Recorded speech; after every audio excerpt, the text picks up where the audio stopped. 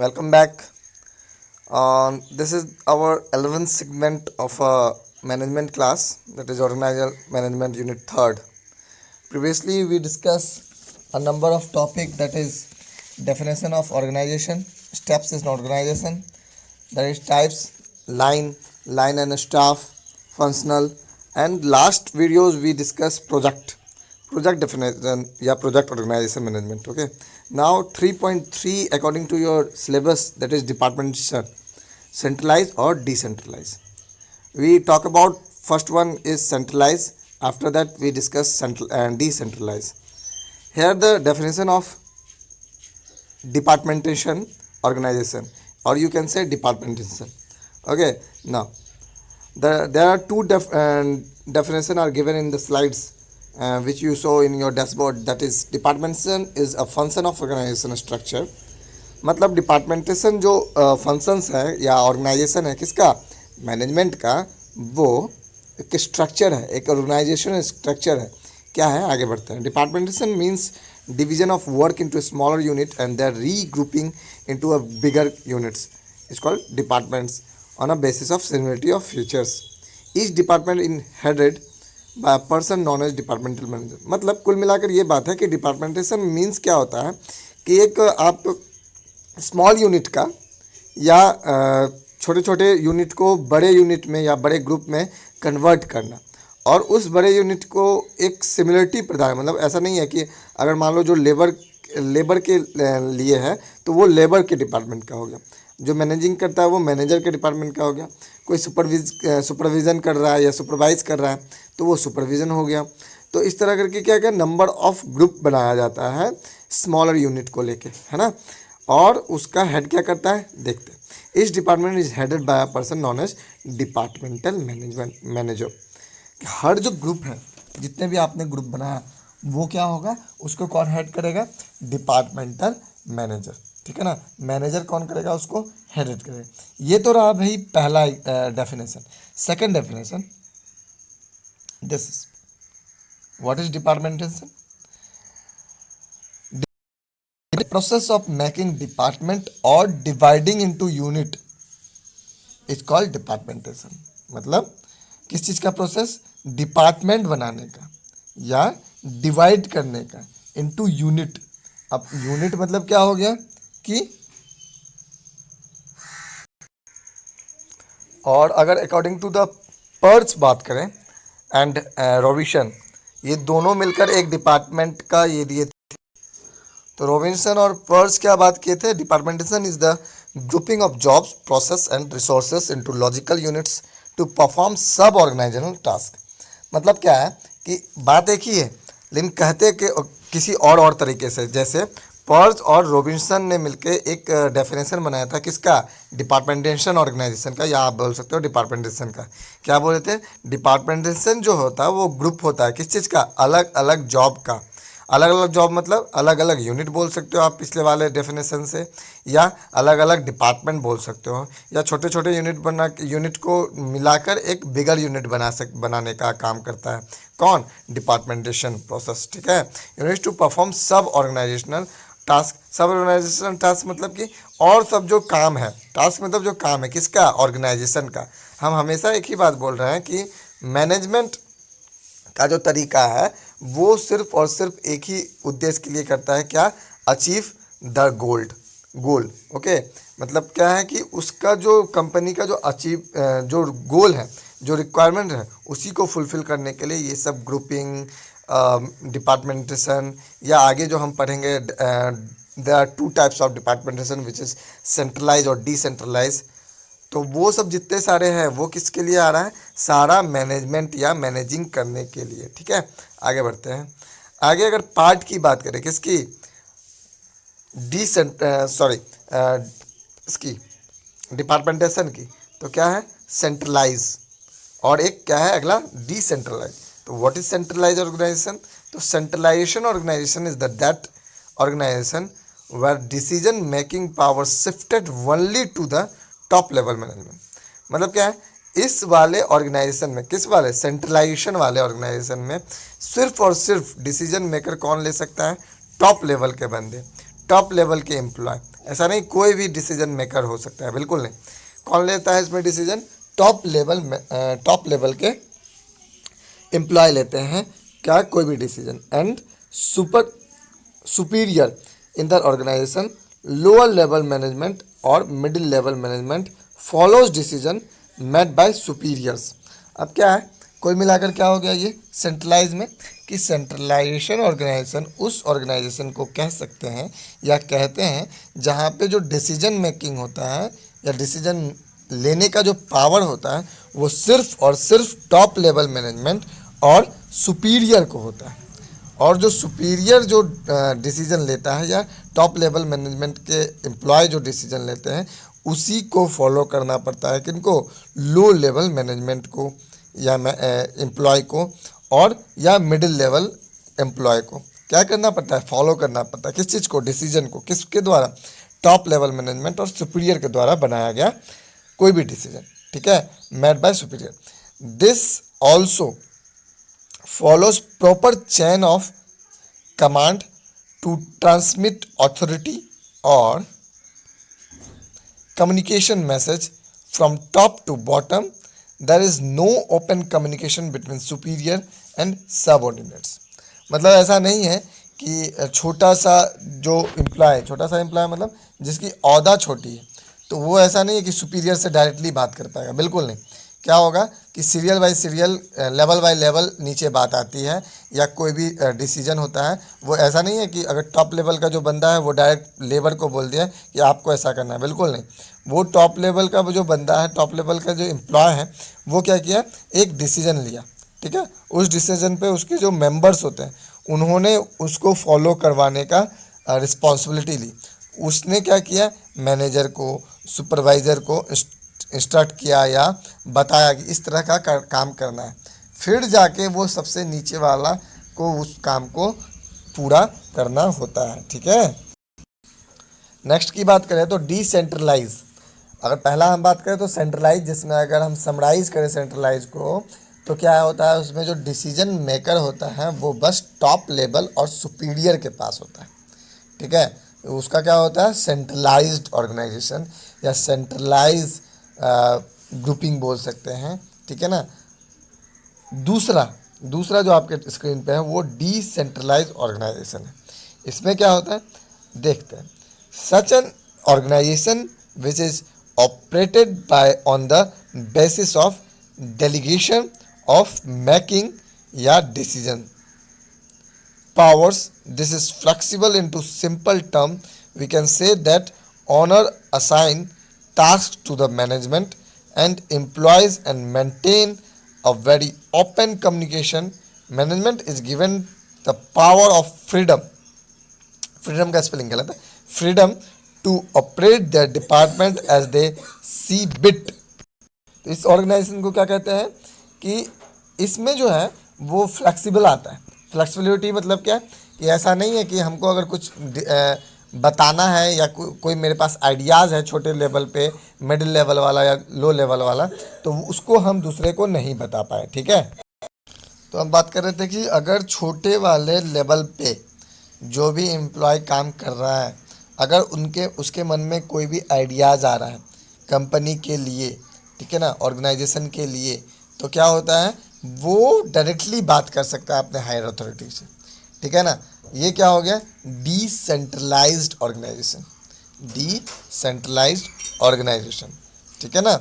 इसमें क्या क्या होता है, हम अभी हम बात कर रहे हैं कि डिसेंट्रलाइज्ड ऑर्गेनाइजेशन में जो डिसीजन मेकर होता है वो बिल्कुल ठीक है हायर अथॉरिटी लेता है, ठीक है ना, या सुपीरियर ले रहा होता है, लेकिन क्या होता है कि अगर आपके मन में या मिडिल लेवल ऑर्गेनाइजेशन में जो एम्प्लॉय काम कर रहे हैं या लो लेवल पे काम कर रहे हैं, अगर उनके मन में कोई भी ऐसा आइडियाज़ आता है ऑर्गेनाइजेशन के लिए बेनिफिट हो, तो वो क्या हो सकता है कि उसको कोई भी हायर अथॉरिटी को बता सकता है या सजेस्ट कर सकता है, ठीक है ना। तो ये क्या है, लास्ट वाला लाइन क्या कर रहा है, management is given the power of freedom to operate the department as they see fit. क्या है कि management is given to the power of a function. Freedom, freedom देता है, वही अभी अभी हम जो बात करें कि बात करने का फ्रीडम देता है, ठीक है ना। कोई भी उसके मन में आ रहा है तो वो आप आराम से बात कर सकते हैं। थर्ड पॉइंट है इसका, थर्ड पॉइंट मतलब थर्ड पार्ट इस वाले टॉपिक का, वो है डिफरेंस। तो डिफरेंस किसके बीच में, difference between centralise and decentralise, ठीक है ना। Difference between centralise and decentralise organisation. अगर हम फर्स्ट की बात करें, है ना, बाइफर्केट किया गया है, लेफ्ट साइड में सेंट्रलाइज है और राइट साइड में डिसेंट्रलाइज है। सेंट्रलाइज की बात करें फर्स्ट पॉइंट में तो क्या है, it is that organisation where decision making power shifted only to the top level management and superior.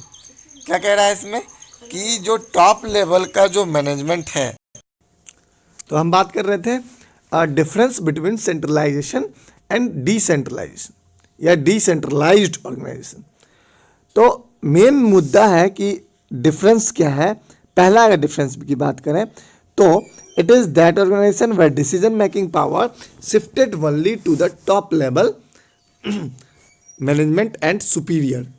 क्या है, सेंट्रलाइज की बात करें, लेफ्ट वाला सेंट्रलाइज और राइट वाला डिसेंट्रलाइज्ड है, ठीक है। सेंट्रलाइज में जो डिसीजन मेकिंग होता है या डिसीजन मेकर पावर होता है, किसके पास होता है, सिर्फ और सिर्फ टॉप लेवल और सुपीरियर के पास, ठीक है।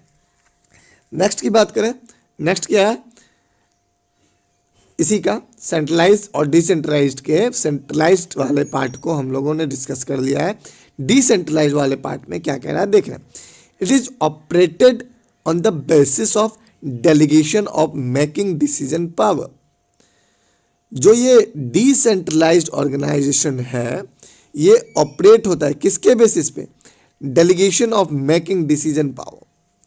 मतलब क्या है कि ऐसा नहीं है कि इसमें अभी अभी हम बात कर रहे थे कि डिसीजन आप बना दिए तो वही रह जाएगा, इसमें फेर बदल हो सकता है with the recommendation with the new ideas of other employees on this organisation. Okay, second point, there is no open communication. सही बात है, नो ओपन कम्युनिकेशन मतलब क्या कि ऐसा नहीं है कि आप छोटे पद पे हो आप डायरेक्ट टॉप लेवल से बात कर सको, बिल्कुल नहीं, ऐसा बिल्कुल नहीं हो सकता है किसमें, सेंट्रलाइज्ड ऑर्गेनाइजेशन में। डिसेंट्रलाइज्ड ऑर्गेनाइजेशन की बात करें तो देयर इज ओपन कम्युनिकेशन। सही बात है, इसमें ओपन कम्युनिकेशन, ओपन कम्युनिकेशन मतलब कि आप बात कर सकते हो, छोटे हो तो क्या हुआ फिर भी आप बात कर सकते हो हायर अथॉरिटी से, हायर ऑर्गेनाइजेशन से, हायर एम्प्लॉय से, टॉप लेवल एम्प्लॉय से, सुपीरियर से, ठीक है। नेक्स्ट का बात करें तो डिले इन टेकिंग डिसीजन,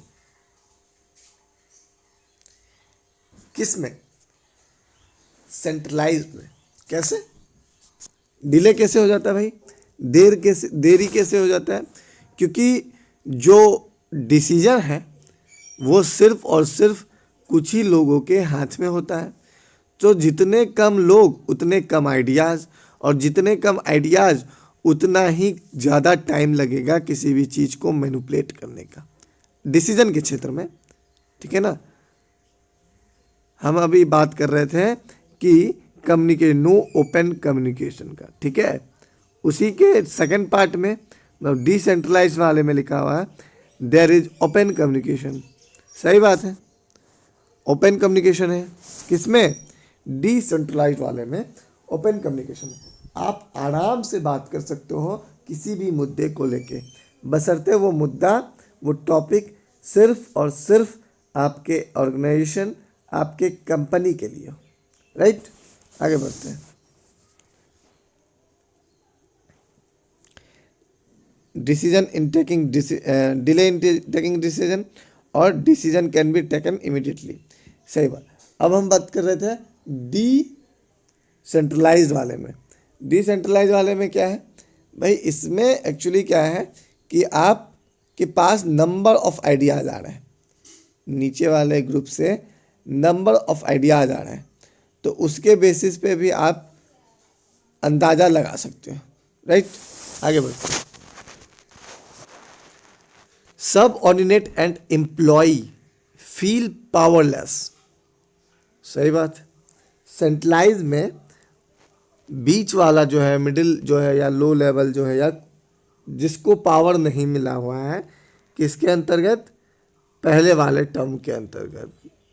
ठीक है ना, पहले वाले टर्म के अंतर्गत डिसेंट्रलाइज्ड वाले और सेंट्रलाइज्ड वाले के का डेफिनेशन अगर बात करें तो, या डिफरेंस बात करें तो, subordinates and employees feel powerless. अब जब पावर ही नहीं रहे तो वो जो सब ऑर्डिनेट्स है या लोअर लेवल का है या मिडिल लेवल का है, वो कैसा फील करेगा कि हमारे पास कोई पावर बिल्कुल नहीं, और सही बात है भी नहीं। लेकिन अगर डिसेंट्रलाइज की बात करें तो subordinates and employ have power to use their ideas. अभी हम बात कर रहे थे आइडियाज़ की, तो वहाँ पर क्या है कि सब ऑर्डिनेट्स और जो टूल्स हैं वो सब कुछ रहता है, इसीलिए उनको क्या बोलते हैं, डिसीजन मेकर के जगह भी रखते हैं। राइट, आगे बढ़ते हैं। There is no freedom to work as they wish, subordinate fit for organisation. अब क्या है कि जो लास्ट जो डिफरेंस है सेंट्रलाइज और डिसेंट्रलाइज में, वो क्या कहता है? Centralise, there is no freedom to where as they wish. मतलब जो सेंट्रलाइज वाले एम्प्लॉय का है वो ऐसा नहीं है, फ्रीडम नहीं है कि कहीं भी कुछ भी कर सकता है, बिल्कुल नहीं। इसको एक क्या बोलते हैं, बंधन में, रूल्स एंड रेगुलेशन के अंतर्गत ही है। There is no freedom to work as they wish, जैसा वो चाहता है वैसा नहीं होगा। जैसा ऑर्गेनाइजेशन के हायर अथॉरिटी, टॉप लेवल के बंदे या सुपीरियर जो डिसीजन लेता है उसी को करना पड़ता है, नीचे वाले को, सब ऑर्डिनेट्स को, या जो भी है। ठीक है, इसके बदले में अगर यहाँ बात करें तो क्या है, there is freedom to work as they wish fit for the companies. ठीक है ना, क्या है कि फ्रीडम है, आराम से क्या कर सकते हो कि कोई भी डिसीजन ले सकते हैं। ठीक है, तो ये जो रहा, ये मैनेजमेंट का तीसरा यूनिट का 3.3 पार्ट है, जिसमें हम लोगों ने जाना what are the actual difference या what is the actual definition of departmentation. Here departmentation is shared with a number of that is centralized और decentralized। ठीक है, तो ये जो है ऑर्गेनाइजल मैनेजमेंट का डिपार्टमेंटेशन पार्ट, ये हमारा ख़त्म होता है थर्ड यूनिट, और एक आध दो लेक्चर में हमारा समाप्त हो जाएगा। ठीक है, thank you for everyone to watching this unit or segment. This is our 11th videos on management। ठीक है, ये 11वां हमारा वीडियो है जिस पे हम लोगों ने बारी बारी करके चर्चा करके सिलेबस के एक एक टॉपिक को उठाया है और चर्चा की। ठीक है, ये थर्ड यूनिट का है, और थर्ड यूनिट कुछ वीडियोस में कपल ऑफ दो या तीन वीडियो में हमारा ये एंड हो जाएगा। ठीक है, थैंक यू।